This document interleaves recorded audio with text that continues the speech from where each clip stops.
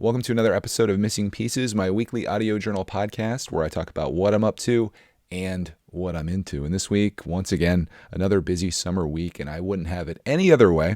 We're going to start with my first thing that we got into this week, and that was something that I'm actually ashamed to say that we haven't done yet, and that is to get our bikes out. We all have bikes. I have two bikes, actually, and this summer we just have not found the time to go ride bikes. We do lots of walks and things like that, mainly as an excuse to take Roxy Bear because she loves to walk as well. In fact, if you were to say that word to her, she would get very excited or go for a ride. Or I can just say gopher, and we're not talking about the animal. We're talking about going somewhere, and her ears pop up.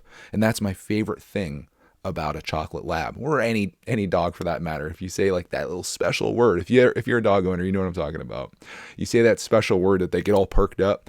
I love it because labs, they always kind of have like this sad look to them. They always look like they're down. But if you say their word, boom, they become happy. And I love that. So this week we decided we'll leave Roxy at home and we're going to go for a bike ride, which is a little bit of work on my end. Nothing that I'm too upset about, but you have to, under our deck, I have actual like a bike rack that you'd expect at like I don't know, if you went to a library, for example, everyone pulls their bikes into a thing. I bought one of those on Amazon because we have our three bikes out there. My electric bike I keep in the garage on the wall, like I guess is just a wall ornament for right now. I'm going to change that though, and you'll see as we talk about this episode, I've been accomplishing some goals on my list. We're checking things off, which is always good to do.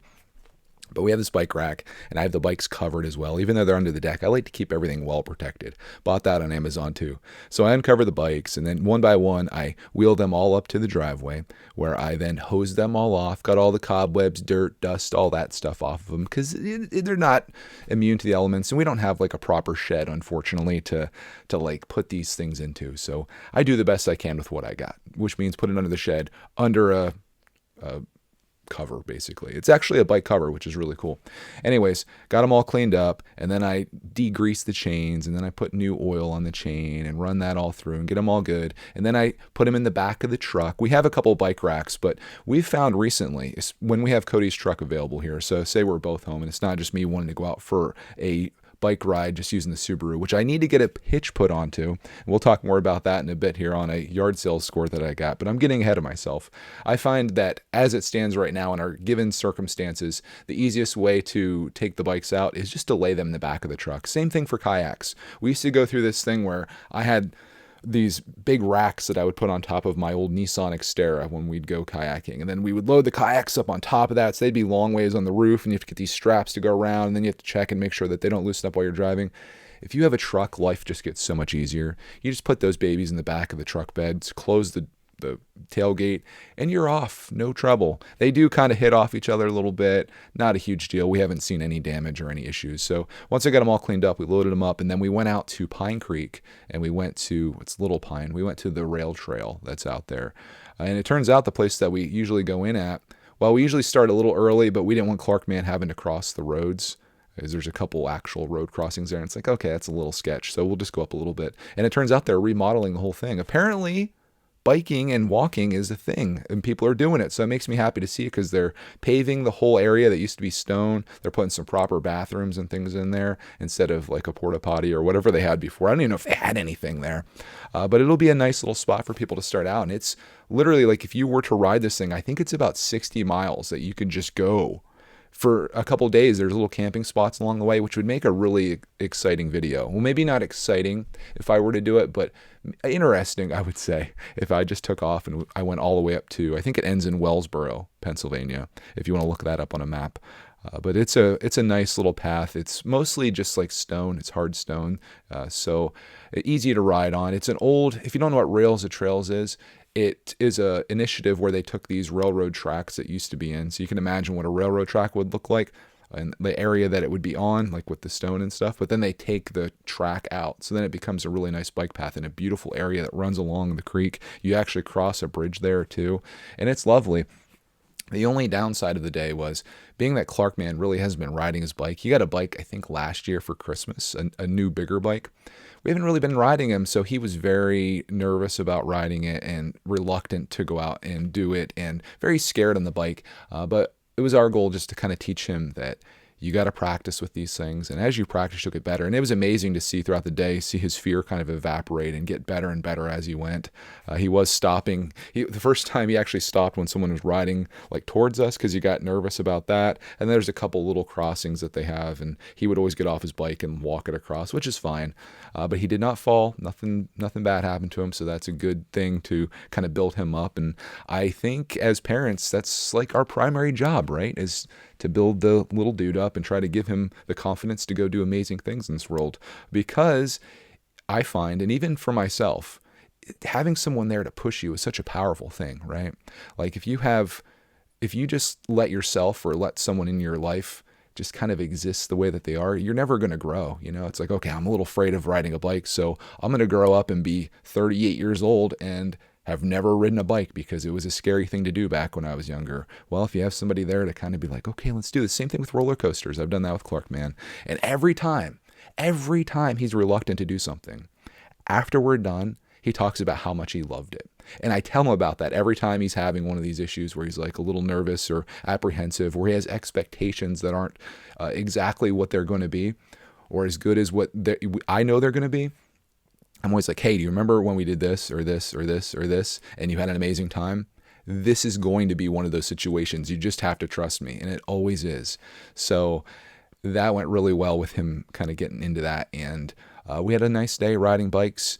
And it was fantastic. There was a lot of other people out there. Met a nice couple that was an older couple that was coming off when we got on. And it's just one of those things where I think about how the world is always, I think about this sometimes and it's kind of a weird thing. Maybe you do this. I don't know. I think about how all these things are happening in the world out there. And you just kind of have to go out and inject yourself into them because life is happening. And if you just don't participate in it, you're missing out on so much.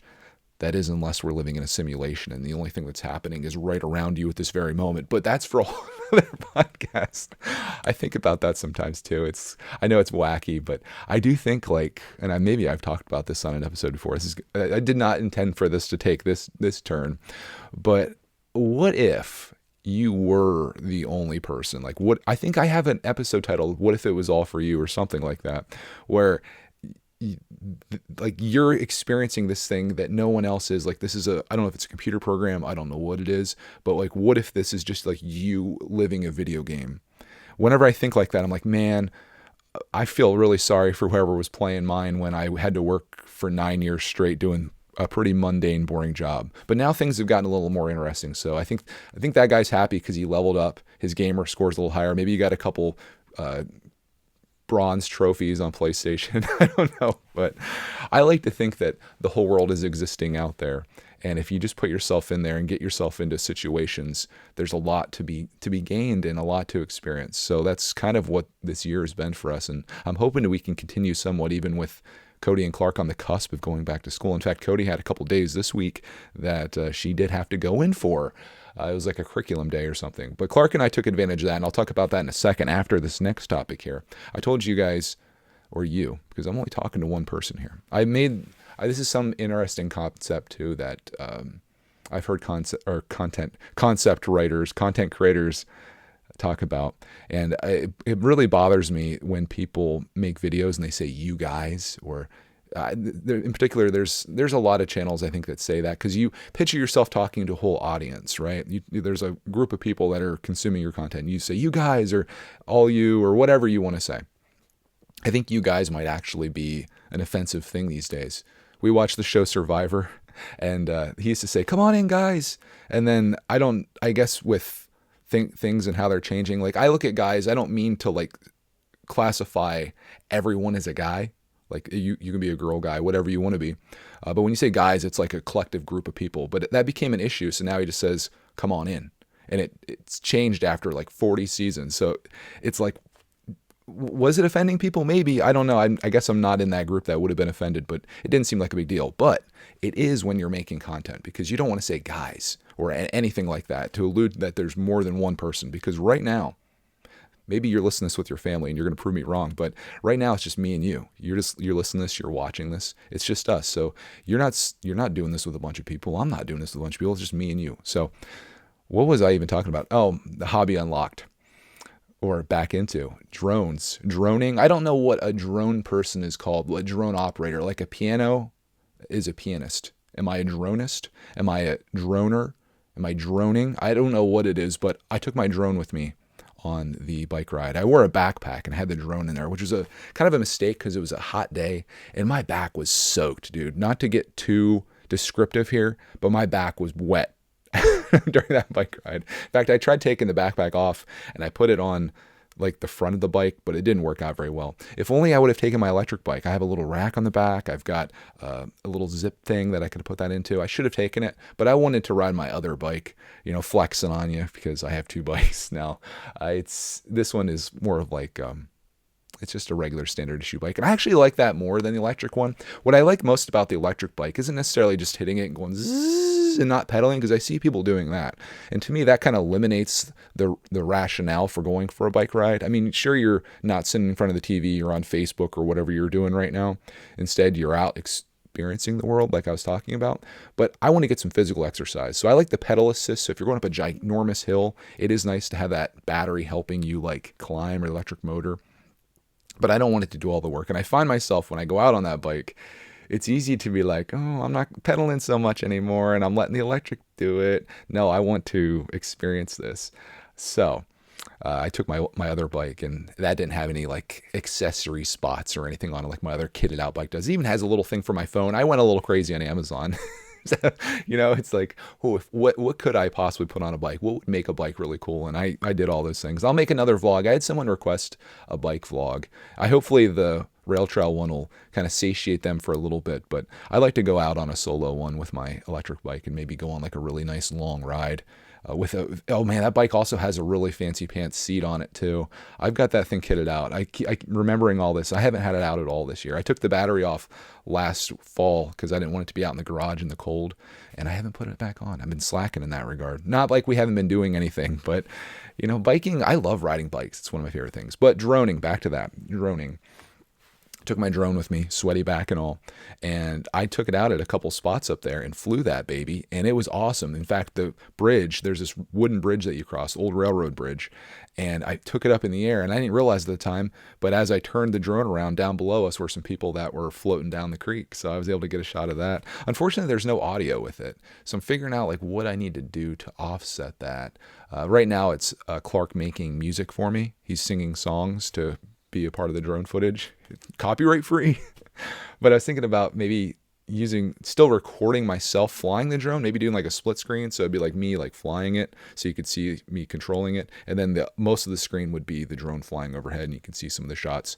I'm still contemplating getting a new drone, like a really nice one. But I think as it stands right now, as I'm learning and as I'm practicing getting these shots, I don't think anyone's going to be like, man, I really wish that drone shot was in much better quality, because it's just such a short thing. One thing you can't do as a content creator, other than saying you guys or talking to your audience in the plural, is you don't want to overstay your welcome with drone stuff, because it's not wildly interesting. It's cool to set up like an establishing shot, or just to kind of show your surroundings, or to have it go up or down. You don't want to lurk on that forever and have minutes of drone footage. So I got a little bit when we turned around, and then I got what I think is a pretty cool shot, even though I need to kind of go back and revisit the footage. I got a cool shot at the end. And my little DJI Spark is doing its job. It's getting some good practice in. I flew it around the bridge, which was really fun. And it's just I think it's a fun hobby. On top of a fun hobby. Now, riding bikes and drones, it's kind of like disc golfing. What if I rode my bike to the disc golf place? Check. Put it there somewhere. I'd probably have to like lock it up somewhere so no one steals it, because I like to give people the benefit of the doubt. But if I take my electric bike, there's a good chance somebody might be like, oh, I'm going to take that, or any bike for that matter. So I ride my bike to the disc golf place. I start throwing some discs, have a good time, put the drone in the air for one of my throws. How cool would that be to be right overhead? So it's me on maybe like the bottom of the screen or the left, and then the basket is on the right or the top. And then you see the disc flying across your screen and then hitting the basket. This is like, it's like a dream of actually being able to do that. I would most likely end up in the grass somewhere, and then I have to walk over and put it in. But if I could hit like this really long shot like that, it would be so darn cool. Speaking of being bad at golf, though, I found this new TikTok. This is going to be a little bit of a watch attack, a little early here. I have more than this. And in fact, I have one thing that I forgot last week is as I stream my consciousness to you, there's this guy that I actually sent to Ronnie that he's really terrible at golf, but he makes these TikTok videos showing himself just butchering the golf course basically. And he's really funny about it, and he really makes it fun to be bad at something and makes you kind of feel better about yourself. Like maybe you're a golfer and this guy's like, when I'm trying to hit the green, I just aim for the clubhouse and there's about a 50% chance that it'll go where it needs to go. And it's just funny. So it kind of got me thinking about that when I mentioned the disc golf thing and actually trying to hit that shot. Maybe I should do the disc golf version of that. I'm like, yeah, we'll nail this from 200 yards out. It goes into a tree, into the swamp.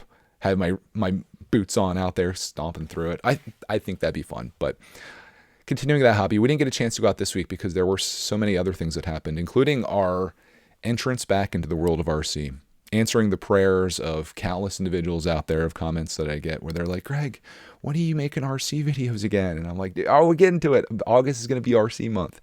And so far it has been. I did something that I meant to do 2 months ago. I was trying to fix my one Arma RC car. If you're not in the world of RC, this might get a little boring for you, but stick with me on this. Back about a year ago, I bought this really high-powered battery. It's called a 3S battery. Usually I use 2S. It's like a symbol of how much power it has. And I thought it was going to be all funny and put this 3S battery into my Arma Sentin truck, which is a big red off-road looking truck thing. And it was really cool for like a couple minutes, and then I burnt out the motor, which kind of sucked. Fast forward to this year, I'm like, I'm going to fix that motor because that's Clark Mann's primary RC. That's his one. So I got a new motor for it. And then I was making a video back I think in June, right before Clark Mann got out of school, where I was going to fix this thing. And I got all the way to the end of the repair. And then there was like this little pinion gear that needed to come off. And when you know it, that thing got stripped out when I tried taking it off. So I was sunk. So instead of fixing that, I got my Losi out, did an unboxing of that. And that's the yellow truck that you've seen recently if you've been following our RC journey. We have a lot of journeys around here. A man of many hobbies, if you will. And I ordered the part on Amazon that I needed. It came, and then I just never got around to it. We did this thing like going to Italy, I guess, is what happened probably. But it was still sitting on the table, and I was like, I'm going to fix this thing. And when you know it, took me just a few minutes, got the Arma fixed, and we got to run that, which was a lot of fun. Also, did another little RC thing this week. Clark Mann, last time we were at Walmart, he likes looking at the RCs there, which for me, I'm going to sound like a bit of a snob here, but if you're trying to get into the world of RC, even as a beginner, I wouldn't recommend going to Walmart to buy an RC truck. Spend a little bit more money and get a Traxxas Stampede. I don't know what they cost these days with inflation. I remember getting one for like $130, but I think that might have been a deal. Get a Traxxas Stampede, and that's the place to start because Traxxas is a good brand. You get a battery with it. It's ready to run. Everything's there. And if it breaks, if you put this thing into a park bench at 30 miles an hour and blow the front axle off, not speaking from experience, you can totally get the parts on Amazon and fix it yourself very easily. So if you've got kids or even yourself, it's so easy to get into the RC realm with a Traxxas. If you go to Walmart and get one of those cheap ones for like $40 or $50, even if that may be your budget, I still recommend just saving a little bit more. Keep it going until you get to the money to get an actual decent truck, because you're going to regret that first one you buy. But nonetheless, Clark and I sometimes like getting those cheap ones because we go to the skate park and wreak havoc on it. And there was this one that he thought would be really funny. It was a little Mickey red convertible car. So we ended up going to Walmart and getting that and some other supplies like water balloons and a water gun. Essentials, just the essentials we went for. And we took that to the skate park and rampaged it. I actually drove over it with my Losi, which was hilarious. And believe it or not, that thing, we beat the living snot out of it. Even sent it down a grind rail. And it still is alive. But what I want to do, and this is an idea that I had for RC stuff, because I've got some ideas for videos. A couple things, and I don't think many RC people are doing this, but I want to take the body of that little Mickey RC car. It's just a little red convertible with Mickey sitting inside waving his hand. And I want to put that onto one of my other trucks, one of the smaller ones that I got from Amazon. And I want to just send that thing just zipping around. It'd be so cool to see Mickey just flying around and like doing some off-road like crazy stuff. But that gave me the idea also that Clark and I had a yard sale or something. we need to find an RC mascot, like a crash test dummy of sorts, that we could sit on top of RC trucks or put into it somehow. And then when it crashes, he goes flying out, and maybe have like the crash cam where you see the guy go like ragdolling throughout the skate park or wherever we are, maybe falls into the creek. Who knows? But I think that'd be really funny to have some type of action figure or something. But it needs to be something that's very flexible and bendable. Maybe one of those wooden guys that people use for art, and Clark could paint it up to look like a crash test dummy. I think it would be so cool. And just add like a little flair to our videos, because we're not just out like showing these trucks off. We're actually having fun with these. Just like Lego, I'm not doing reviews. I'm out like jumping this thing off of jumps and breaking it and driving it through creeks and just all the fun stuff that you'd want to do with an RC vehicle. So I'm happy to be back into that. We have if you wouldn't believe the RC fan base we have.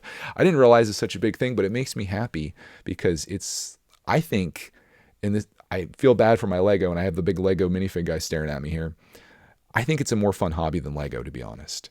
I know I've said this before. If you get an RC controller or transmitter in your hand and you go out driving an RC truck, you are guaranteed to have a smile on your face. It's impossible for you not to have fun doing that until you hit it into a bench at 30 miles an hour and blow the axle off. But you bought a Traxxas because Greg recommended it to you, and you can get the parts on Amazon real cheap and fix it no problem. So yeah, things worked out for you in that regard. But those are some things I want to do in RC. I need to do more like first person shots too, where I put the action cam on top of the truck and get that going. Maybe some drone shots. That was the other drone shot that I got this week. Clark was running something around there. I think it was the Arma. And I'm like, oh dude, let me go get the drone and I'll put it up and get a shot of you driving that thing around. And when you know, as soon as I got the drone in the air, battery died. I've been kind of cursed with the drone shots. I told you before, I tried flying at the park when we were disc golfing, and I got a warning that it was a no-fly zone. Ever since then, everything's been fine. I haven't had any issues putting it up in the air. I actually flew it up over our house too, which was really cool. Seeing like the layout of everything was neat.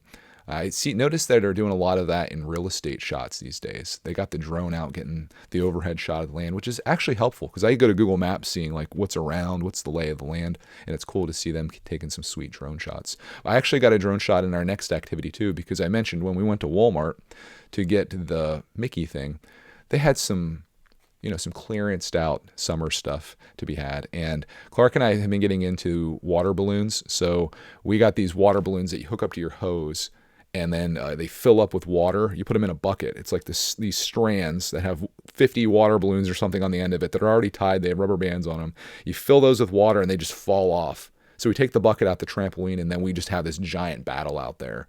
And Clark loves it. He's screaming and squealing the whole time. It makes my heart smile, even though I'm getting pelted with water balloons. And oftentimes they don't break, so we have like secret hacks on how to like break them as you're throwing them. We also got this axolotl like pump water gun toy, and we just went out there and had a blast, proving once again that you don't need to have a swimming pool to have an amazing time getting soaked outside. So we did that. We've done that a couple times now. We bought the big pack. When I saw the price, it was just sitting on the shelf, and I was like, oh, let's just get those. And I saw the price when we scanned them up, and I'm like, holy moly. They were like $23, and I'm like, oh, that's expensive. And it's funny because we were doing self-checkout, and the Walmart guy came over, like the mascot. No, he's not. He's like a big happy face or whatever. Remember the stickers they used to give away? He comes over and he's like, oh, I just bought those for my grandson. I saw him doing like something on his phone. He calculated out it's like 6 cents per balloon. And I was like, oh my gosh, we throw like 30 of those in 5 minutes. But man, it's a lot of fun. But I did get a cool drone shot. Back to the world of drones. Drones, this is this week's Knobles. I realized last week I talked about that way too much, but it's my hobby. So I had the drone shot above us, and it looked so cool. Clark was excited. What I did was I parked the drone up there and just let it sit, and then we were having the battle, and I was like, oh, that's going to be a cool shot. And Clark and I watched it back, and I was like, dude, it turned out. So I was really happy to have that. And that's what I love about drones versus the RC planes. Like we did the RC plane scene. And with the plane, of course, you always have to keep it moving. And you're turning it, trying to keep it in the area that you're in. Oftentimes there's trees around, sometimes they end up in trees, and then you have to go back to Amazon and buy another one. Not speaking from personal experience, but the drone, you can just sit there and you can move it around. If something bad happens, it has a function where it returns to home. I think I've never had an issue where I've had to like emergency call it back, but it has a return to home function, so it'll come back to where it took off. And it's so much easier to control. It has a camera on it, so I can get shots. It really works for me as as all of my other hobbies, like into the world of drones, it kind of works. So I got a cool shot of that too. And I think that's my final drone shot. And the final time I should have to talk about drones this week, because the next day I went to a place that I really think they'd frown upon flying a drone at, even though it would be so freaking awesome. And that was Hershey Park. You guys know, obviously, that I love Knoebels, and I'm a theme park enthusiast. In fact, I thought of a channel idea, or a name of a channel. You know, we've got Greg's World, also known as Pizza, Pretzels, Pickles, and Parks. I want to do a thing in the future. I think it's probably going to be either a solo thing, because Cody is absolutely out on it, or with me and Clark Man. And what I want to do is I want to call it like camping coasters or something like that, where I go and I stay at like a campsite or whatever. It can be as simple as a tent one or a little cabin or whatever that's very near an amusement park. And then I go to that amusement park the next day after camping out, and then ride the coasters and do all this stuff there and have a great time. And then we get back in the car, and then we go to the next location, find the next amusement park that has a campsite near it, and we rough it. You know, it's like camping and coasters, two things that I think would be fun together. Maybe we can get, I don't think I'd want to do an RV. I think that'd just be too much to manage. I just want to keep it simple. So I'd probably just do like little tent camping or whatever. Maybe we get a van and sleep in the back of it down by the river. Yeah, so that's kind of like something I've been thinking about, because I love both of those things, and I want to do more of both of those things, that camping and also going to amusement parks. Amusement parks are just my happy place, including Hershey Park. I had been there one other time in my life. I think it was our 6th grade field trip, and I remembered absolutely nothing about the park. So Cody was going. This is kind of encouraged by Cody. She didn't go with us because she was going to Hershey to meet her friend for a spa day. They do this thing like every several months. They meet, they go to this spa, have like facials, massages, whatever that entails. It's something I'm definitely not interested in. I've been invited. I just think, boy, it'd be so awkward to get a massage by like a stranger. A facial, I guess, would be fine, but I don't want to be like all up in my robe and like people massaging me or whatever. And I don't even like, it is not something that I would find appealing. Also, I'm not like hurting at all. I know people go and they're like, they need all this tension relief from them, or like their back hurts or whatever. I feel great. I'm going on dang near 40 years old, and I feel as good now as I did my entire life. I feel perfect. So I'm not like a massage person. So I don't need to go to a spa, but Hershey does have another thing that I need to go to, and that's Hershey Park. So I said to Cody, I said, you're driving down there anyway. What if I drop you off, and then Clark and I just go over to the park? And she was kind of bummed because she wanted to go there too. But I'm like, well, we can at least go scout it out and see what it's like. And then I would be more than happy, if we liked the place, spoiler alert, we did, to go back anytime. So she was down. So we dropped her off. Clark and I went to Hershey Park, and we had the most awesome day. Oh my goodness. If you like Knoebels, Hershey Park is kind of like a Knoebels on steroids. Also, the pricing there is on steroids too, because put in perspective, and I said I wasn't going to talk about Knoebels, but free admission, free parking. You just go in. The only thing you pay for are the rides you want to ride, or you can get a wristband if you want, which is not that expensive. But like if you're a mom going in, you got a couple kids, you don't plan to ride any rides, you're in there for free. Didn't cost you anything, you know? And it's great. You could essentially go there the whole day for nothing. Hershey Park, no. That's not the way it works. I think this is the norm at every amusement park. So like Knoebels is a gem. Hershey Park is like corporate America, right? So it was $58, I think, for my ticket. I booked online early, so you got a discount. Clark Man, as a junior, was like $53. $20 to park your car. And if you saw the sea of cars there, you realize just how much money they made off of just parking. It's wild. And then inside the park, like you're in. I was thinking about doing the fast pass system because I love to pay to play. Not really, but sometimes, your time is worth more than 30 minutes. You're more valuable than waiting 30 minutes or an hour to ride a roller coaster. But in this case, Clark Man was just under the the height range to ride the really crazy stuff. Thankfully for him, because he didn't want to do that anyway. So he was like 51 inches. You have to be 54 to ride the crazy stuff, which I really want to ride the crazy stuff, which is why I need Cody to come. So her and Clark can do something. I'll go over and ride the Jolly Rancher Remix, which is this crazy coaster where they send you up and then you go down and through these loops and stuff. And then when you hit the other end of the loop, you do the whole thing again backwards. I would actually go through an inverted loop backwards, and that would be so cool. Anyways, Clark Man's with me, so we're just riding the chill stuff. But the Fast Pass there, how much would you expect a Fast Pass to be if you paid $60, let's say, to get in the park? I would think $50 maybe. You're like doubling your ticket price. No. $120 per person. Fast Pass allows you to skip the lines. So wildly expensive. I didn't see many people doing it. Of course, we weren't on like the really serious coasters, and I think that's where it'd be most useful. But I would consider doing it if you had one day to go to Hershey Park and you're like, I need to ride every roller coaster they have there without exception. I would pay the $60, then the $120 for the Fast Pass, and then, or what, Express Lane or whatever they call it. And then I would ride the heck out of every one of those coasters, just jump in the line. It is a very humbling experience when you're standing in line like a peasant and you see the people just walk up and then they get on. We saw it on the one coaster we're on. I was like, ah. But then I was like, man, they paid $120 to do that. I think I'll stand here and wait with my son. So yeah, very expensive. Food there, water. There's a soda machine in one line we were waiting in. Bottle of water, $4.50. And that kind of irked me. Okay, right? You can charge $20 to park. So be it.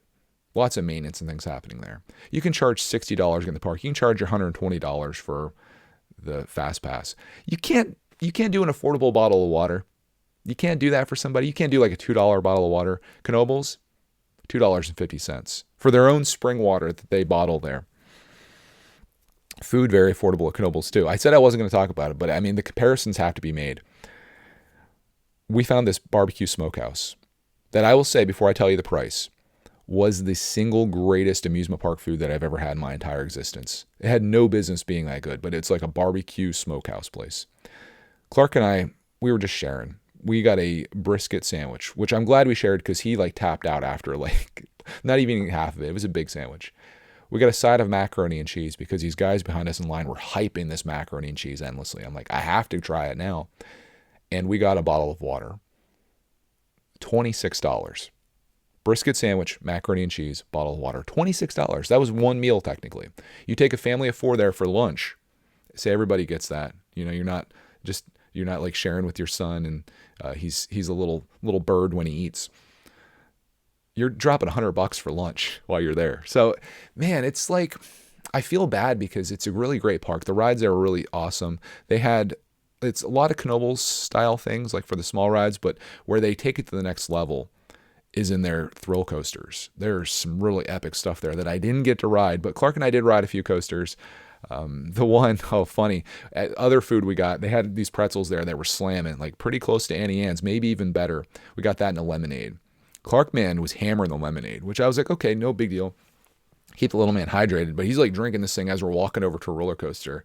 And in my tiny little brain, I didn't think maybe I should cut him off on that lemonade because we're about to ride a roller coaster. So we ride this roller coaster and we're having fun. But when we get off, Clark's like, I almost threw up my lemonade. I was like, oh my God, thank God he didn't throw up. We were in the very back though. So if he did puke, it would probably just like fly out on the track behind us. But crisis averted there. Moral of the story is if you get a lemonade, any sugary drink, just watch your kid because they're going to pound that thing down like nobody's business versus like a water where they'll sip it here and there. But lemonade, he was into it. Pretzels were good. I got a strawberry lemonade later since I didn't get much of that lemonade. And did we get anything else to eat? We were like so full from lunch. They had this place called the French Fry Tower or something like that. And I was going to get some French fries there because they got hyped. But then when we were over there, we rode this log flume thing or like their flume ride, which was really cool. Not as charming as the Knoebels log flume. This is just like a water coaster essentially. And we were so full, they were just like, yeah, no, I can't even eat any French fries. So I was a little bummed. Sometimes when it's hot too, you're not quite as hungry, but I could just go there to eat, I suppose. I'd love to see how much their French fries were. Probably like a cup of French fries. I'm going to guess like $15. I don't know. But maybe more. we had a fun time, but I would say my favorite moment of the day, if I had to sum it up, we rode a lot of rides. I've got video of it, of course. You'll see it. I added up all the videos that I have. I've been recording things like every day. Remember No Zero Days? It's kind of happening unintentionally. I'm like 10 videos back, maybe more now. There was one day I recorded 2 videos. I could make more. I've been trying to limit myself because I'm trying to get caught up. Everything, like the things I'm talking about right now, you're seeing videos from 2 weeks ago, basically, that are coming out now, just because I have so much. Good problem to have when you're a content creator, because once winter rolls around, I'm going to be bored out my skull, which hopefully I can find some indoor things to do. And I have some other plans on things. We can always RC. The theme parks, though, will be closed. Anyways, my favorite moment at Hershey Park was Clarkman getting on the swing ride, which is just like, it's the flying trapeze. If you've ever been to Knoebels, it's just like these chains that hang down with swings you sit in. It spins around. Clarkman, last time we were at Knoebels, was hesitant. He was like, again, just like the bike thing. He was like, oh, I don't want to do that. I'm like, come on, just do it with me. You're going to love it. He gets on these swings, starts going around, and he is squealing with delight. He is having so much fun, and it like warmed my heart so much to see him he was kind of at like that diagonal for me, like kind of in front of me a little bit. He was just smiling the whole time he's going around this thing. And it was like one of those parent moments where you're just seeing your kid having so much joy. And it's just so funny it was off of something that small. But we rode the train there. We rode several of the coasters. We rode the bumper cars. The bumper cars weren't as good as Knoebels, but still fun nonetheless. It was just a fantastic day. And I was so thankful to have that. And when Clark says that, like he says, like when we're always finishing with things, he always says something to me that always is so meaningful. And he always says something along the lines like, I had fun with you today, buddy. He talks to me kind of like I talk to him, because I always call him buddy or bud. And he's like, I had fun with you today, buddy. And I was like, I had fun with you today, buddy. And yeah, it's just core memories getting made. We talked about it for a couple weeks now. We've talked about the importance of cherishing the now and making memories, having experiences. And that was the definition of that day. No drone shots there, though. If I could have flown through the Jolly Rancher remix as they're doing the loop, that would have, forget Clarkman's smile. That would have made my entire week. Kidding, of course. Anyways, let's talk about the Friday and Saturday following that. Yard sale season still around? Yes, for 2 weeks in a row now. We did a double yard sale days this week, and I found some great stuff. Highlight of my entire existence, I guess, of this week in particular, not much Lego to be found. I did get a Lego police officer alarm clock for $2. Thinking about selling it. It goes for I think like $15, $20 on eBay. Tempting, because I do have a couple of those alarm clocks right now. I have a Ninjago one. I've got the Batman one. I think that's it. That's probably enough. But this police officer one, I asked people if they had any Lego. No, but I did see that. It happened to me a couple times. Happened at another place. I asked, do you have any Lego? They're like, oh, we sold it off a year ago. Find a Lego Dimensions pad there, which I think I got for 50 cents, and I can sell it for like $12, I think is what it was selling for. So not bad. Not a bad flip for 50 cents. I got a lot of stuff to flip, but a couple of things I'm going to keep. First of all, well, even this is I'm going to flip a little bit. Bud asked this girl if she had any Lego stuff. She says, oh, in the basement. Let me go get it. I have Friends. And I was like, oh, not more Friends. But then she comes out with the Friends TV show set. And you wouldn't believe the condition this is in. She already built it, but she took it apart. And she did something that I've never done. She took all of the pieces from each individual bag. So there's 6 bags. She put all those pieces back in the individual bag that it originally came in. She had it labeled like 1, 2, 3, 4, 5. She had all the minifigs separated and stuff too. And Bud asked, how much do you want for this? She said 15. And of course, Bud being Bud, he says $10. And she's like, okay. So I paid $10 for the Lego Friends set. It's 1,070 pieces, something like that. And I was like, what am I going to do with this? Because I already own it. I already have one, but I'm not going to turn down a $10 1,000-piece set. What I think I'm going to do is I'm going to sell the minifigs off from it. The minifigs sell for like $30 altogether. So I'll be able to make $20 off that off eBay. And then I'm going to part the entire set out into my collection. And I'll have 1,000 more pieces in my collection for $10. Actually, negative $20. So big wins, right? So that was a pretty good score. I also got a really nice bike rack. We talked about throwing the bikes in the back of Cody's truck. But when she goes back to school and say I want to go out for a bike ride one day, I'm going to have to get a hitch put on the back of this Subaru. I already did all this in my old Subaru. I had the roof rack bars that I've installed this year. I had the hitch put on for the bike rack. Now I got to do it all again. That's what happens when you upgrade cars, I guess. But my current bike rack, I'm not a huge fan of. I got it on Amazon for like $100, and it rattles around and it just doesn't feel very secure. So I saw this one. It was a Thule. It looks like Thule, Thule. Thule, I think, is how it's actually pronounced. And that's a really good brand. And this lady had a $50 price tag on it. And I knew, like, this thing's way more than that. So Bud, being Bud, he says, would you go any lower on this? And she's like, let me go ask my boyfriend. Goes inside. She comes back out. She says, no, he's pretty set on $50 on that. He paid $350. And the only reason we're selling it is we got another, like, bigger one. This is a 4 bike rack holder. And I like the style of it because it's the one that, like, you put up on, like, 2 bars that come out. Very simple. The one I have now is, I thought it'd be fancy and get one where you slip your bike into, like, the spot where its wheels can sit. Hate that. So I was like, yeah, I'm going to do it. I'll do it for $50. And Bud was like, if you weren't going to buy that, I was. Just to sell, I guess. But no, I'm keeping it. So it's one of those expenses where I spend $50 and then I have to spend, God knows how much. I can't remember how much it was last time to put a little receiver, not a hitch, but a receiver on the back of my car so I can put that in there. But then it'll be real easy if I ever want to take one of the bikes, or say Clark and I go. If we do all 3 bikes, it still might be easier just to throw them in the back of the truck. But if I just want to take my bike out during the day when everybody's at school to go for a little ride, boom, it's on there. So $50 well spent. And I did look it up, and it was, I think, almost $400 right now to get one of those. So that was a nice score. Everything else is just a flips. I found some, I found like printer cartridges that go for some good money. I found a couple of video games that I'm going to keep, Xbox 360 games. That's something I'll actually hold on to. There'll be videos showing everything that I got. I actually bought a couple records, like 45s, for 50 cents a piece that I'm going to try to sell. Just weird stuff that I would have not collected otherwise. I got this portable Sony DVD player for $5 that I can sell for $50. Really high margin stuff that I'm finding. So this fall and winter, that's going to be like my little thing. I'm going to be posting all this stuff on eBay and hopefully making some eBay sales, and then using that money to go out and yard sale next year, I guess, or maybe buy Lego stuff. That was my commitment, that I wasn't going to spend any money on Lego this year, just the money that I make from flipping and selling things that I no longer use. I've been really bad about listing on eBay, so my sales have dropped to nothing because it's just stuff that's been sitting there forever. So I either need to like reduce the price or put best offer, or just list stuff. Because I find the more stuff I list, like for example, back, I think it was like November, December, when the dark, cold days of December here in Pennsylvania, I listed like 13 things in one day. And that week I ended up having like 6 sales. So it's just like anything. You got to put the work in if you want to see the results, right? Like anything. So I'm going to be getting into the eBay scene. I got so much stuff this year that I would have never bought otherwise, but I just saw opportunities for it. And this year also happened to be my best Lego year too. So I've got a ton of Lego to process. That's going to be a whole thing. I've got enough to keep me busy, but we still have a little bit of summer left. And this week's going to be a fun week as well. This one's going to be a good one. And if you are a longtime follower of the channel, you're going to be in for a treat for this week of August.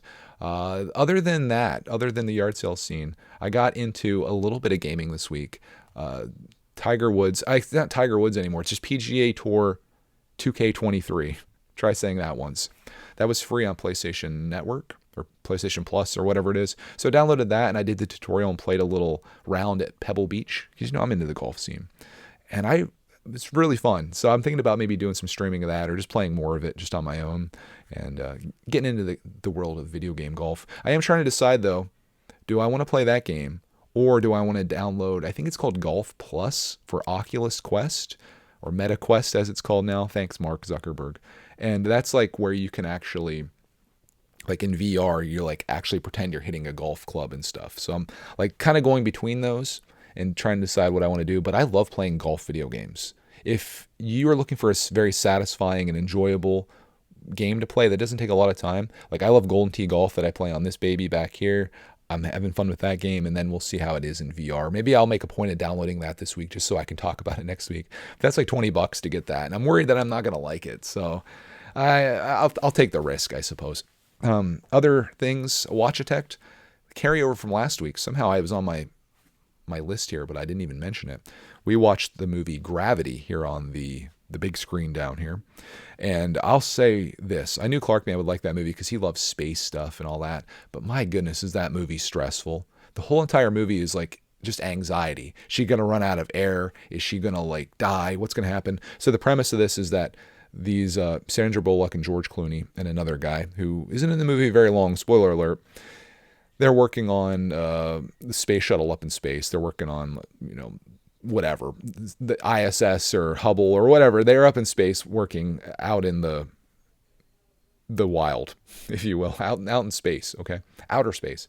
And then they get a transmission that says that there's debris heading their way because the Russians shot a satellite down or something. And all of a sudden, it just starts hitting the fan, literally and metaphorically, because all this stuff starts flying, bad things start happening, and then she has to get to another location. I'm not going to spoil the movie, but it's just about her trying to survive and get back to Earth. And man, the movie is freaking stressful. So if you're looking for something where you can just laugh and have a good time, probably not it. But if you are impressed by CGI and the graphical capabilities of movies, beautifully done movie. And what I assume to be a fairly realistic scenario if things were to happen, although there are things that they do, very much like Mark Watney in The Martian, where he becomes Iron Man and he blasts himself to where he needs to go. Unlikely that you're going to do that with a fire extinguisher, but we'll give you the benefit of the doubt. It's a good movie, and I'm going to rate it because it stressed me out, I'm going to give it a 7.3 out of 10. Other thing we watched this week, this was Cody's request on Apple TV Plus. Her friend recommended her watching this show or series called Bad Sisters. And it's about these 4 sisters that are trying to kill this guy that's married to the 5th sister.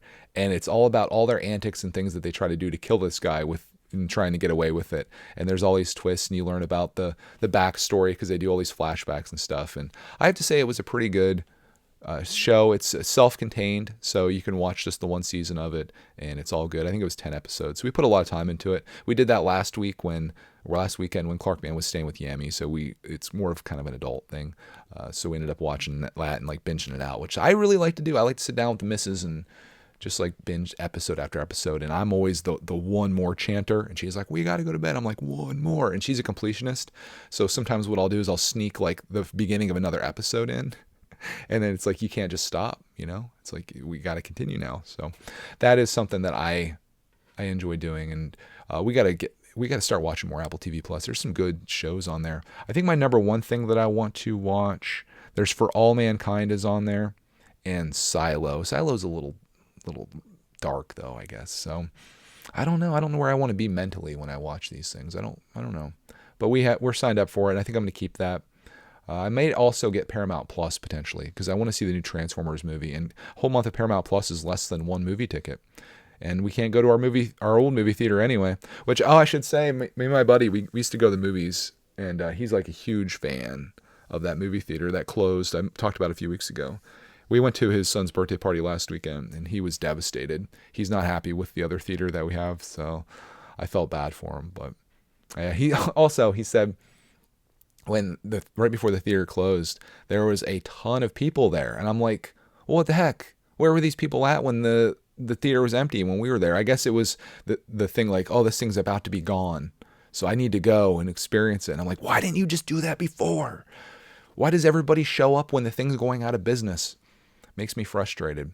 Like when I was at the Target in Outer Banks that used to be a Kmart when they demolished it. Target filled with people everywhere. I'm like, where were you people at when this was Kmart? You ruined it for me. Anyways, I'm not bitter. You are. That's about it for my week. I think I talked about everything I got into and up to in the world of drones and outdoor events and gaming, watching Hershey Park action. It was a pretty solid week. These summer weeks are awesome. And they're slipping away, but we're absorbing every last little bit we can, which I think is very important and the moral of the story in many times. So let's get into listener feedback now, the section that is my personal favorite because I get to hear from you instead of hearing from me. I get tired of me. I'd rather hear from you. The first one is from Sold by Ronnie, classy fella. He says, as a fellow member of the Bearded Bald Club, hey, I salute you and welcome you with open arms. You look great, and that's awesome. Mrs. came around to the beard. Also, Ryobi Tool Gang, let's go. Ronnie is like... he's like my influencer. He's the influencer in life, I guess. The hair has grown out slightly. I'm kind of thinking about shaving it down again. I like it at a 1. I think I'm probably at like a 2 now. And it feels nice and soft. I like that. But then I'm like, it looked kind of cool when I had it really short. And as the beard gets longer, maybe it'll look even better. Or I might just go like one on the hair and then one on the beard, keep it all like a universal length. But I like the beard to look intentional, and I think I have a ways to go. And if I can get the misses around, I don't know. I don't know. I don't know what I'll do, but right now I'm on the 1 week of not doing anything, which could be a cool thing to do too. What if I just didn't do anything?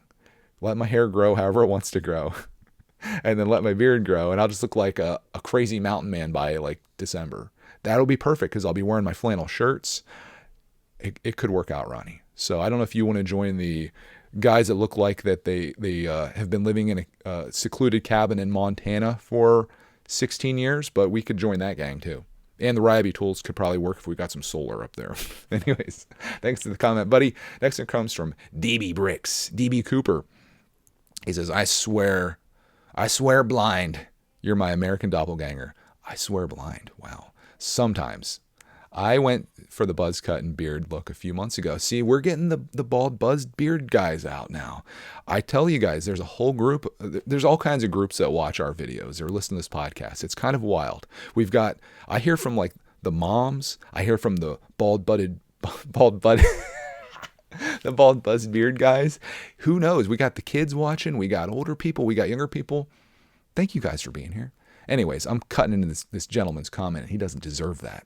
He says, I went for the buzz cut beard a few months ago, and I have to say I'm very happy with how it turned out. I tend to go for the beard and the hair on top to be the same length. Yeah, longer beards tend to get too itchy and irritated for my liking, even if it is a better look. You know, I like it when it starts getting a little soft because I go for the smooches on the Clark man, and he doesn't like the sandpaper. But once it goes a little bit longer, it starts to get kind of nice. He says, I just need to work on losing some weight now. We actually are the same person. I've just realized this. He says, I've always hated gyms, and one of my knees doesn't take too kindly to jogging anymore. So hiking is the ideal activity for me, especially as Exmoor National Park in southwest England is only 20 minutes drive away from me. Shall I book a flight? We'll go hiking together. He says, unfortunately, the weather this summer has been unbelievably bad. Actually, no. I think it's rained literally every day in July. So annoyed as I have the itch to go out and about. It's like having the winter blues feeling in July. The days of going for one last Pizza Hut are now gone for me. My nearest one closed last year, and the vast majority in the UK have closed in the last couple years. Unfortunately, we don't have many good pizza places around here where I live, just Domino's and cheap takeaways. So I have to make it a special treat when I spend a weekend in London every so often. Apologies for so many topics in this one comment, but there's quite a lot to cover here. Keep up the good work. First of all, don't you ever apologize for leaving an epic comment like that. That's what I live for, my friend. Sorry to hear about your pizza situation. You know, I'm always surprised that Pizza Hut and Domino's, places like that, have become like the national chains for us. Because, just yesterday, after going out for yard selling, Budman took us out for lunch at OIP, Original Italian Pizza, my favorite type of pizza. And that pizza is just so much better. It's banging. I don't know if it's not what most people want, but if you were to compare a slice of pizza that I had yesterday with a slice of Pizza Hut pizza, no one in their right mind would ever choose the Pizza Hut pizza. The breadsticks, on the other hand, Pizza Hut breadsticks are kind of banging, but this pizza is so much better. And it's surprising to me, why isn't OIP the Pizza Hut of our country? I don't know. Maybe it's just Pizza Hut's cheap and easy, and I don't know. Maybe making a hand tossed dough crust pizza just isn't feasible for a big company to do. But luckily, we have a lot of these small places. So if you ever find your way over here, look for some authentic Italian pizza, because that stuff's just banging. In fact, I'm going to lose some credibility here, but I like our local Pennsylvania OIP pizza better than any of the pizzas that I had in Italy, which is kind of wild to think about. But yeah, I'm sorry about your weather too. That's kind of a bummer. Hopefully things dry out for you there. At least it's not a million degrees like it is in many parts of our country, and you don't have wildfires and all kinds of things happening there. You could get a really good, I just came up with a pro hack for you, my friend. Go hiking in a wetsuit. It'll keep you warm. Actually, that would probably create a sauna-like condition. It might be like a swamp inside there in the summertime. I was trying to think of a way to keep you dry. I do love walking with an umbrella. That's, to me, the sound of that. I don't know if I'm sure you've done this if you live in England. Walking with an umbrella and hearing sound hitting that is really soothing for me. I think maybe that would be what I would do if it was raining all the time and I just felt that itch to go out walking or hiking. I would just do the umbrella walk. You might get a little wet. Wear like some waterproof stuff and maybe you'd be okay. But I did do that in Italy. The one day I wore my rain jacket when it was hot. And my God, it was terrible inside there. It literally was like a rainforest. So I don't know if there's any winning. Hopefully it gets better for you though.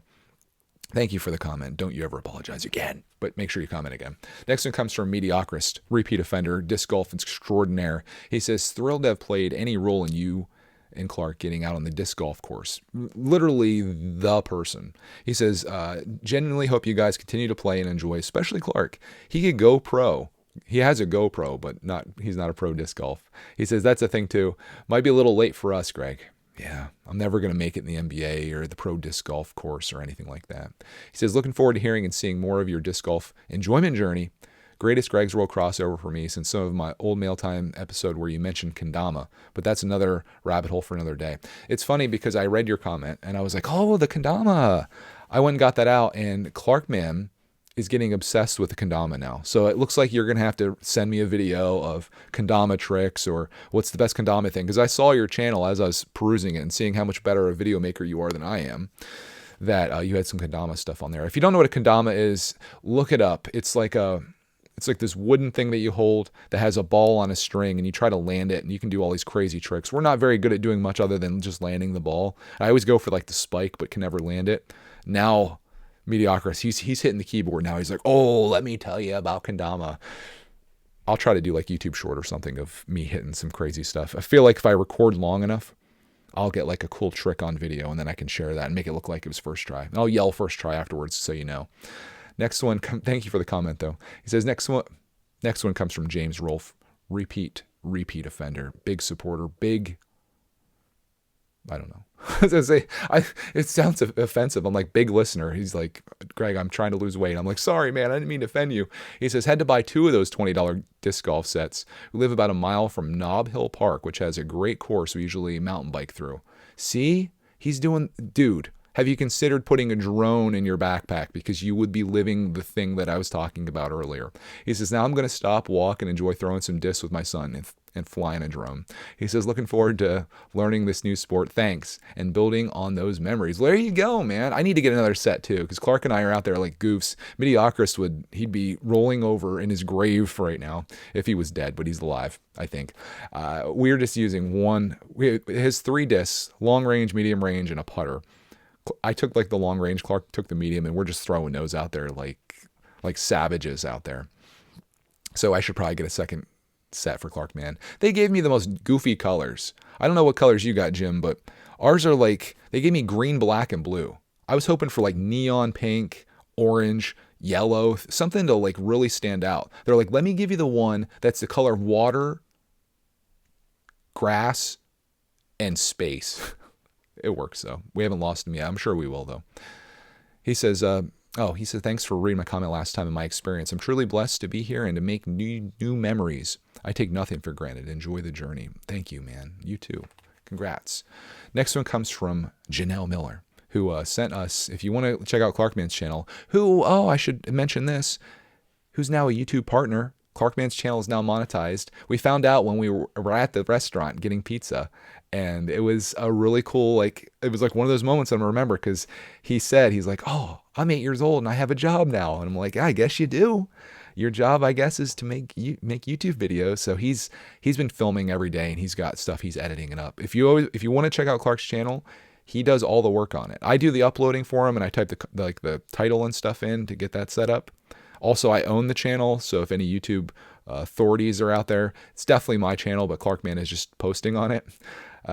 He's been excited to make videos, and it's been going really well, and he's now a YouTube partner, so he can start making money, which, if I had to guess, based on his views per day, I'm going to say he's going to make maybe 50 cents a day. But for a kid, seeing that, at the end of the month, what I'm going to do is I'm going to give him in cash the exact money that he earns, just so he can see in physical terms that the work that he did paid off. And I've talked about how important I think it is for kids to have a goal and a hobby, maybe something to aspire to. And for him to see that, if you want something and if you're willing to work for it, because you got to put the work in, just like we talked about, you can do it. You can achieve it. And the harder you work, in most cases, the more likely you are to see success from that. And if this is something you want to do in the future, start now is a great time to start building up your experience and doing it. That being said, if you want to do something completely different, who's going to have your back the most in this world? It's this guy right here. So, if you want to make YouTube videos, this is a hobby, and say it pays $30 a month or something. Maybe it's enough to pay. It doesn't pay for much. Maybe it's enough to get you an OIP pizza once a month just for making YouTube videos. Pretty cool, right? You can do that while you're in college or school, whatever it is. We'll see where the world takes them, but I'm happy to be a person that encourages this now, and I'm excited to see where it comes from, because you can do a lot of things for work. You can go shovel neighbors' sidewalks in the snow, you can rake leaves, you can mow grass, you can take dogs for a walk, or you can just have fun doing something you're really passionate about, making content about it, and who knows where it could take you. So I'm excited for Clark, man. That being said, taking this back to Janelle, she's like, where's my comment? She sent us these pickle ices in the mail that we got from our post office box, and we froze them up, and Clark Man tried one, and he made a little video. I shot it with my phone, and he tried these things, and he's like, they're so weird. It was funny. You picture an ice pop being nice and sweet, tasting like like cherry or grape or whatever. These things legit taste like a pickle. It's like a pickle ice pop. So if you haven't done that in your life and you have an interest in pickles, we have the bald bearded guys, we've got the moms, we've got the kids. Do we have the pickle enthusiasts? Are they here with us? I feel like I'm doing like a ghost thing, like a seance. Are you here with us? Try a pickle icy. Janelle sent that though. She says, I love experiences too. I'm sorry about your movie theater closing. I make a goal of mine to give my grandson an 80s childhood. Man, it's the best childhood you could probably have. He says, I've hunted out playgrounds with old school 8-foot metal slides and merry-go-rounds, fireflies at night, and found a payphone still in use. He called my phone. Bought a VCR at a yard sale and watched Disney movies, watched Knight Rider, and listened to a tape on a Walkman. That sounds amazing. Can I be your grandson? I want to go do all those things too. You're like painting this magical picture for me that I want to enjoy that too. I see VCRs at yard sales and Disney movies too. People can't give them away, so you could, if you really wanted to go back in time. Finding a payphone, I think, would be the hardest thing. I don't know when the last time I saw one of those is, or a house phone even. Oh yeah, me and Pap have a house phone. Thank you for the comment though, Janelle.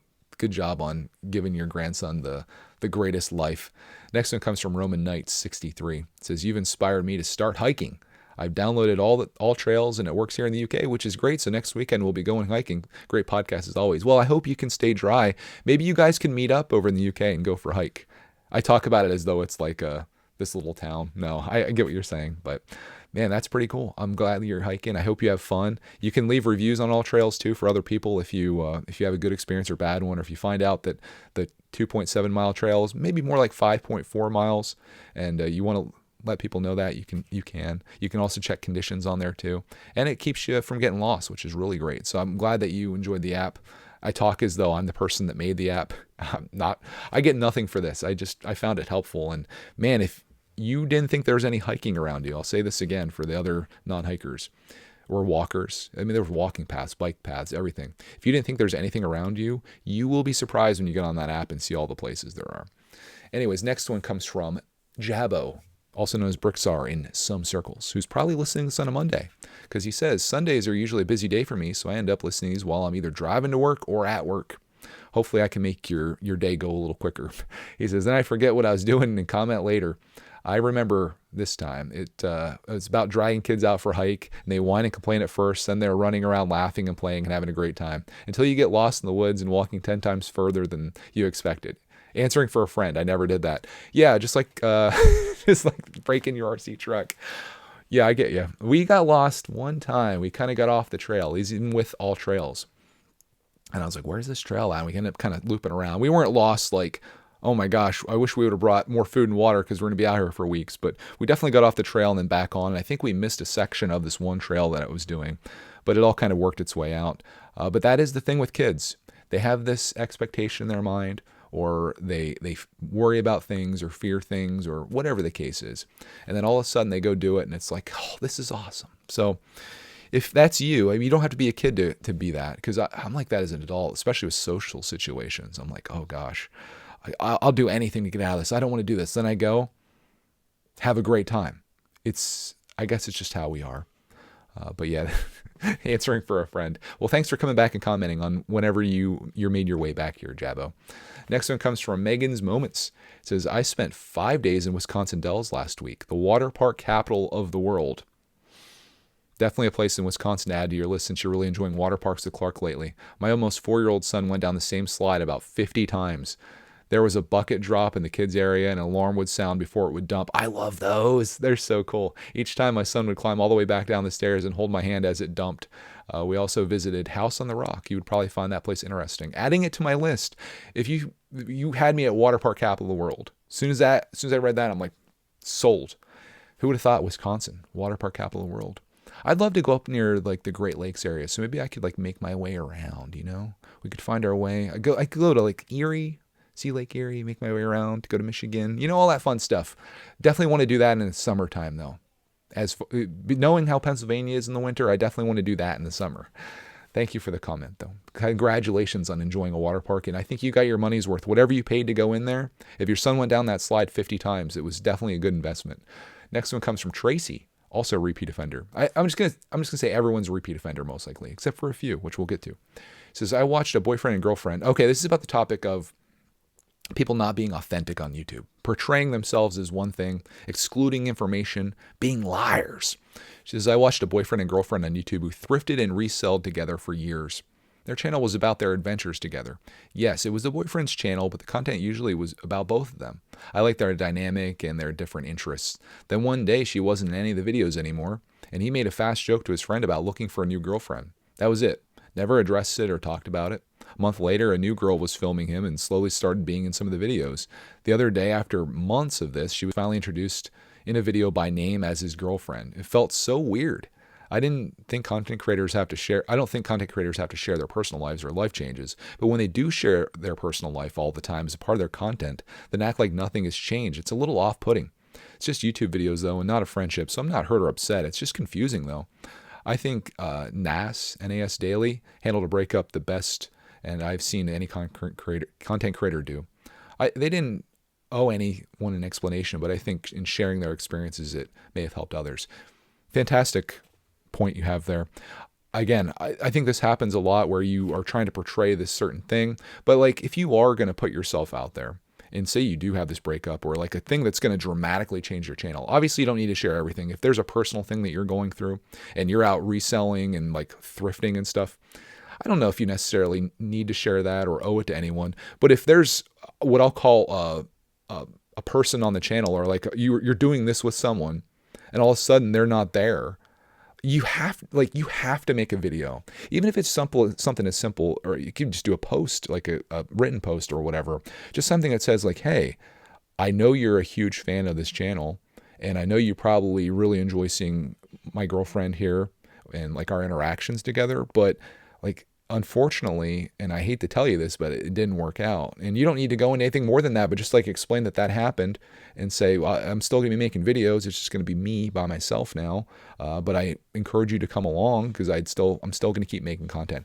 As simple as that. But like to not address it at all is very odd. And that's like, why? Why would you not do that? But I guess, maybe people don't. Maybe people do want to keep things private, but you kind of give that up a little bit when you start putting yourself out there. Like me, for example, I do all these family videos. If Cody and Clark were like, I've had enough of your shenanigans, all you do is talk about drones and disc golf and canopals, we're over it. We're moving out. And I'm like, oh, no, don't go. But then they go. And then all of a sudden I'm like, hey guys, what's up? I'm just going to go out and going to go run some RC trucks and stuff. And then I come back here and like the house is like deserted. Roxy left too. She's over it too. It'd be like, you can't just ignore that. And that's kind of what happened to the channel that I watch too. So I guess it's more common than anything. I've also seen the breakup videos too, where they sit there and they have like the sad little thumbnail where they're like looking all sad. And it's like they got together to specifically record this video, but you kind of have to do that. But yeah, it's a tricky thing. Do you owe anything to anyone? Not really. Like as a content creator, you're putting yourself out there, but if you're going to continue on, I don't know. Let me know what you guys think about that. It's a tough one because there's some element of privacy, but when my thoughts on it are if you throw that out there and you put yourself out there, if some major change happens like that, you got to talk about it. You just can't have the new girl come in as like the new cast member. You know what I mean? So, anyways, that got me going. Next one comes from Boreal Bricks. It says this comment is pretty long and not well written. Sorry. Don't you dare apologize for a long comment. You say, this comment is very long. You're welcome, Greg. He says, Hershey says, I've been watching your channel since quarantine time. Yes, I know it's not great to remember. I have recently started to listen to your podcast. Thanks for coming over. Says I had something to comment about Knoebels, memories. When COVID started to die down, my mom got the summer off from work. She's usually very busy, and a lot of these days we would mask up and go to a place called Indiana Beach, which is about 30 minutes away from where I live. It's another area you could visit. Add it to my list. It says it's a small amusement park that is right on the lake that my mom went to when she was young with her parents. She grew up like you, not doing lots of places, but I loved it. We would go there and then go to a super Walmart on the way home to look at Lego. I didn't really think about how I was making memories then, but now I think back to when I was going with my mom and having so much fun. I'm in my mid-teens now, and I know some teens like to act like they don't want to be around their family, but I would give anything to be able to do that again and spend time with my family doing that. My brother is leaving for college in a few weeks, and it's hard to see him leave, but I know it's a part of life. I wish I could go back to when everything was normal and just have a blast. Sorry, I know this message isn't really written well. Are you kidding me? This is extremely well written, my friend. Dude, first of all, there's more to this, but I'm just impressed that at your age, you're realizing all this, because usually it's not until you're an adult that you yearn for the days of your youth when times were carefree and you're having fun going to amusement parks and going to Walmart shopping for Lego with your parents. But yeah, I'm proud of you for realizing that. He says, but I wanted to tell you this just so you know that when Clark's a teen, I'm sure he would still love to do things you guys are doing now. I just feel like I was a kid in grade school and now I'm in high school. Time goes so fast. I also wanted to comment on the fact that you talked about all the editing Lego videos have now. I recently have started to make small videos. I just like having them to be simple. But I also feel like I'm not doing enough because all these other people have explosions and all kinds of things in their videos. But hearing that from you, I feel like I can keep doing what I'm doing and enjoy the process. Have a great summer. Thank you for making all your content. My mom, dad, brother, and I all watch it. Thank you. Dude, okay, let's talk about your videos. Don't feel like just because something's popular and it's super over edited and they've got that split screen thumbnail with the arrows and stuff and all these sound effects and explosions and things happening so quickly, don't feel like you have to do that. What I recommend for anyone that's thinking about making YouTube content or for anything, make something that you would want to watch. Because first of all, if you start doing something like that, you're going to get burnt out pretty quickly, particularly if that's not necessarily what you want to do. If you're just trying to share your experience or try to remember things or just put yourself out there, you don't have to have any editing. Like it can just be what you are and who you are because there's no one else that's you. And that's what you have to bring to the table. Look at my videos. I don't edit at all. I just cut little clips out and I put them down together, but they create a little story that I want to have for myself and I put out to the world to share with people and people enjoy it. Do I have any crazy things happening? No, maybe a little drone shot here and there with a little song from Clarkman playing over it, but it's just who I am. And I realized very long ago that the worst thing you can do is try to be like everyone else because everyone is everyone. Like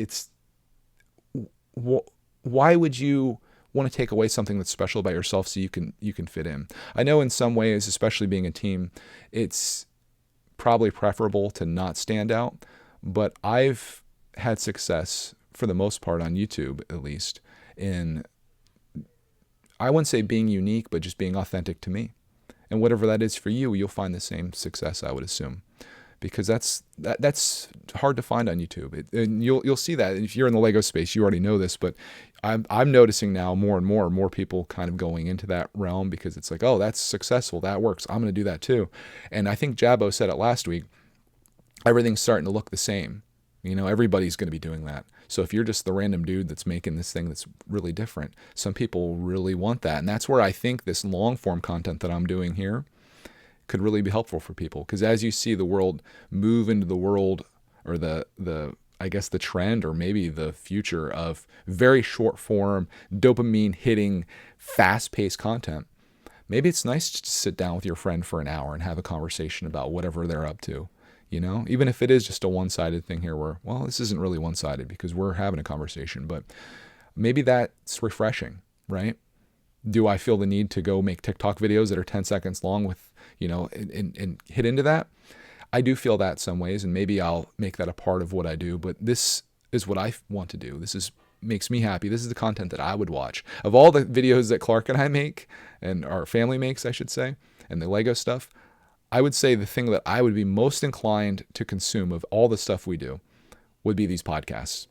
I would find the most value in these podcasts. And it's weird because it's like the least popular thing that I do. But it's a small audience, but it's me, and this is what I love. So my advice, just like anyone would tell you, is do what you feel called to do. And if it doesn't work out right away, don't be discouraged. Just stay the course, stay consistent, because just showing up is half the battle. And that's the most important thing you can do. But I appreciate your comment, and don't think that you're a bad writer in any way, because that is probably one of the most well-written and well-punctuated comments that we've ever gotten. Congrats. Next one comes from Chad. He says, "Hey Greg, thanks for another great podcast. In about 1 month, I'll leave for college, and this has me thinking a lot about the future. So my question to you is, where do you see yourself in 10 years? What do you see being the same in your life, and what can you see being different?" Oh my gosh. I saved this one for the very end because I don't know if I can even answer it. It's almost like a whole podcast within itself. But what immediately came to mind and what I would want for myself 10 years from now, more than anything in this world, I really want to be organized. I want the space that I'm in here to be everything that I have, that I own, to be something that I actively use, and I know exactly where it is, and it's put away properly. That's the thing that I want more than anything in 10 years, and I don't think it's going to take me that long to get there. As far as being a content creator, I would still love to be making YouTube videos. I don't know what form that will be. Will I be on episode 700 of this podcast? I like to think so. I'd like that. Will I be making hiking content? I mean, I have so many hobbies, so it's so hard to say like where this would go, but I know that I want to keep making videos, and if I can continue making money making videos, that's like a dream already checked off. I'd really love to also be healthy. I think that's everyone's goal. I'd love to be like the most physically fit that I could possibly be. I love to be eating healthy. Those are like the things I guess that like in terms of goals, because I think that's mainly what this question is, like where do you see yourself? What do you want to be? I mean, I don't see much changing. Will we still live in the same house? I don't know if we will. Like, I think by then, and I've talked about this in other episodes, I think Greg's farm will hopefully be in effect by then. 10 years from now, if we're still doing all this stuff, and I've got the travel bug out of me, and I've done all the things that I would want to do. Clarkman's now grown up, and we've done all those fun experiences that we've had. I really see the farming side of things coming, and not farming crops. I guess, my little micro farm's mainly just going to be me, maybe obviously with a garden, but with lots of little animals and stuff, because that's what brings me joy is animals. In fact, I forgot to mention that with the yard sales. I always say to people, anytime they have a pet, I say my favorite part of yard selling is just meeting all the cute dogs and cats along the way. And oh my gosh, I found some great ones yesterday. There was this cat. I loved this cat. I don't know if he had a home or not. I think he did because he was so lovey, but I would have taken him in an instant. I would never steal someone's pet, but man, it makes me happy. So ultimately in 10 years, I'd like to be organized. I'd like to be healthy, and I like to be doing what I love to do for a living. I got a third of that done now, but the journey is going to be, how do I get there? How do I get myself there in the future? And that's what this podcast and that's what all our content's going to be about. I definitely see that being a thing. It's like, follow this man. One man. We'll do a whole trailer. This summer, one man tries to live his best life. Follow Greg as he eats healthy, exercises, cleans up his studio, sells things on eBay, acquires animals. I don't know, but I'm excited for the journey, and I hope you are too. And I hope you're excited to tune in next week, because we're going to be back. We'll be back with another episode for you. I'll have a lot of fun things to talk about in this coming episode. And I hope you give me some things to talk about too. So if you have anything that touched your soul, your heart, or your brain this week, feel free to leave it as a comment. Never apologize for a long one. The longer, the better. And I'll be happy to read it. If I don't respond to your comment, just know that I read every comment coming in. I'll try to heart everybody. I try to respond as I can. And I just appreciate you guys being a part of this little thing that I'm doing here, which is podcasting, something I love to do, and very thankful that other people get some value out of this, and maybe we can change some people's lives just by me talking about mine. On that, I hope you guys have a glorious week. I hope you have a glorious week, and I'll find you in the next Missing Pieces.